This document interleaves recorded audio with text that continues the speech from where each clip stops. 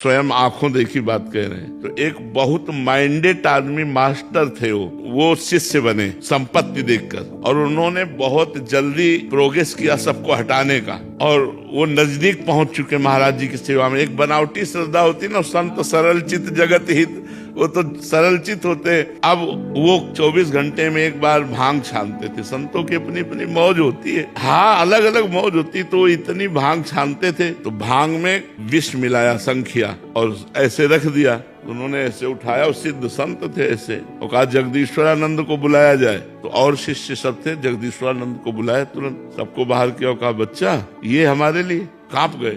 तो उन्होंने खप्पर में घुरा और हरिओम पूरा पी गए। उन्होंने कहा कि अरे गुरु जी, बोले पिलाने के लिए तो तूने रखा है। और 7 दिन पद्मासन में बैठे रहे, और रोज बुलाते उसको, कहते देख तेरे जहर का कोई प्रभाव पड़ा, देख तेरे जहर का कोई प्रभाव। और ये कोई नहीं जानता था। 7वें दिन कहा अब मैं अपना शरीर अपनी इच्छा से त्यागता हूँ, तेरे जहर से नहीं। जो ही उन्होंने संकल्प किया, पूरे शरीर में जहर फैल गया, पूरा नीला शरीर पड़ गया, शरीर छूट गया। उस व्यक्ति को देखा गया कि जैसे पानी आता है और दरारें पड़ जाती है ना मिट्टी में पानी जाने के बाद, ऐसे शरीरों में दरारें पड़ गई और मवाद चूने लगा।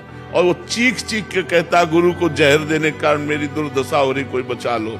चिल्लाता रहता रात दिन, पलकें ऐसे फैल गई, मवाद निकले।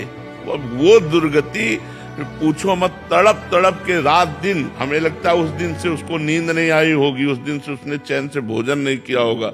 संत द्रोह बड़ा भयानक है, ये सर्वनाश कर देता है। इसलिए चाहे गुरु भाई से हो या किसी अन्य संत से हो, कभी द्रोह न करे। वो गाली दे तो भी चरणों की तरफ ही झुके, संतों के चरणों की तरफ झुकने में ही मंगल है।